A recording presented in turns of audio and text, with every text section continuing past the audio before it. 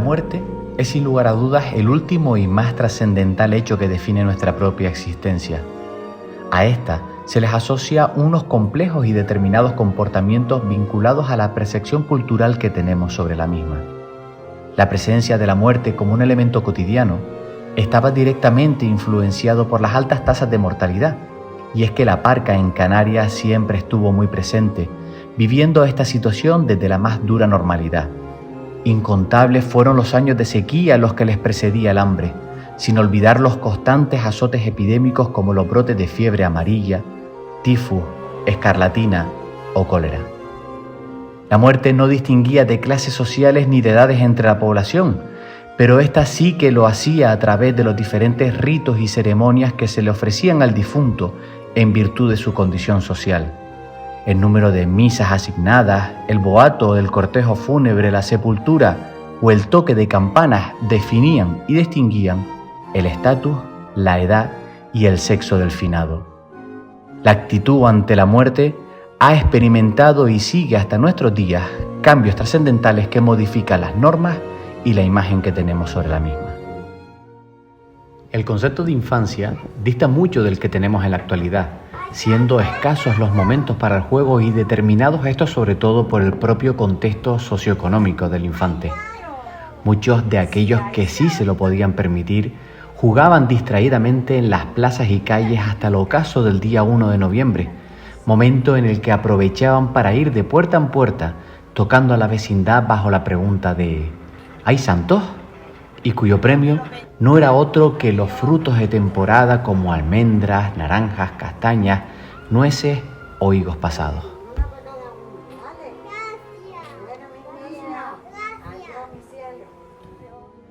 Con los preciados regalos recogidos en talegas, cestas o bolsillos, los niños se refugiaban antes de caer la noche en sus casas, momento en el que las mujeres y niñas procedían a la elaboración de la cena.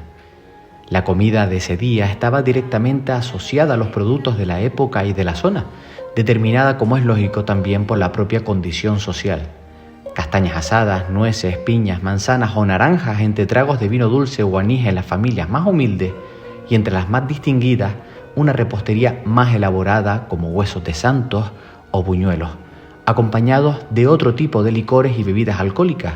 hecho que propiciaba la presencia de alguna guitarra, violín o timple en el acompañamiento de este encuentro familiar. Pese a la sustitución de la creencia popular frente a la vocación mariana,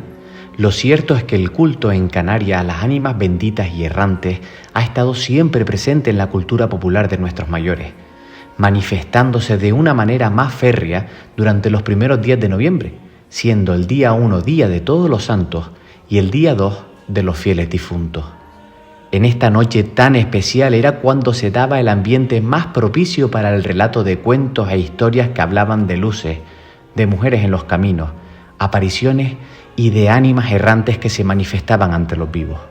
El recogimiento, la sobriedad, el luto y los rezos eran características propias de aquellas generaciones, donde las oraciones y los recuerdos sobre los difuntos que había en la casa acompañaban las primeras horas de nocturnidad,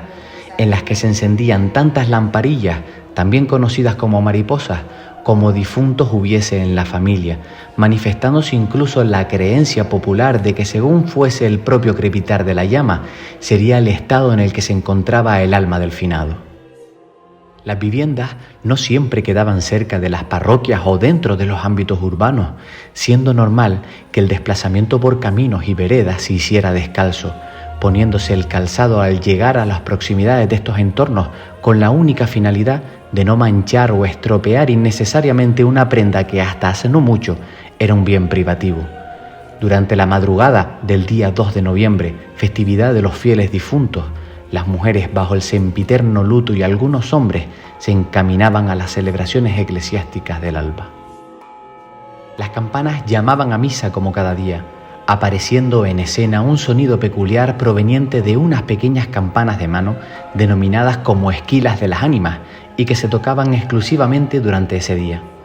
Este rico patrimonio sonoro era acompañado por el constante desfile de mujeres envueltas en negro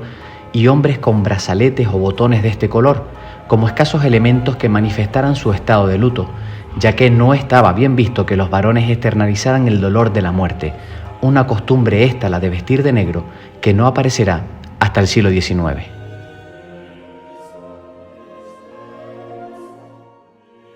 Durante los rezos, como en el propio proceso litúrgico, los finados siempre estaban presentes en las oraciones, entre cuyos objetivos no solo estaba el propio recuerdo a los difuntos, sino la salvación eterna ante la estancia en el terrible purgatorio.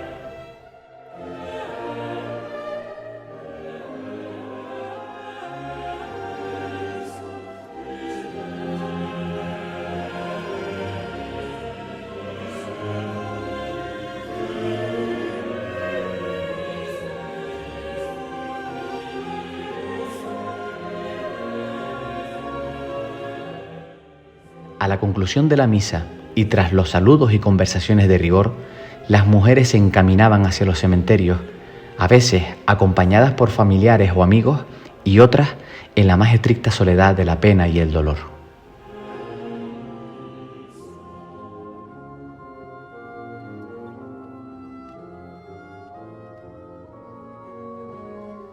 Una vez llegado al lugar donde descansaban los restos del finado, se procedía a las tareas cotidianas de limpieza y embellecimiento de la tumba, decorándola con algún ramillete de flores recolectadas en el jardín de la casa o por el camino y colocando en algunos casos lamparillas o velas en el interior de farolillos. Las oraciones y recuerdos eran más que palpables en este día en el que las mujeres solían pasar toda la jornada frente a la tumba y que finalizaba con el retorno silencioso a la casa.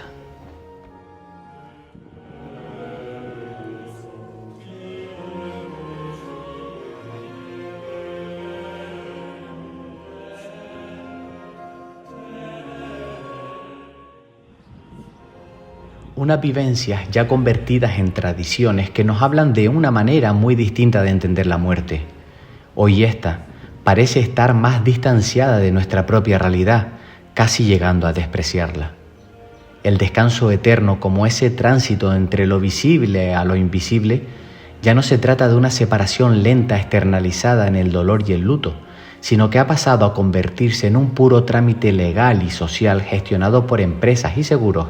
que nos permiten alejarnos aún más del propio concepto de la muerte. Ya el finado no es velado en el calor de su hogar, ni trasladado en comitiva fúnebre por las calles hasta la parroquia donde tras recibir los sacramentos es depositado para su descanso eterno en el camposanto.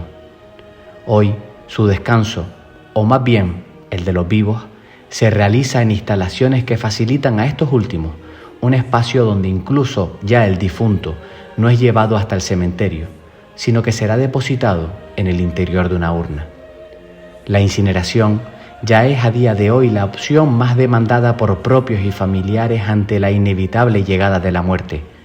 Un cambio en nuestras mentalidades que, como tantos otros a lo largo de la historia de la humanidad, vienen a definir una transformación en las formas de relacionar el mundo de los vivos con el mundo de los muertos.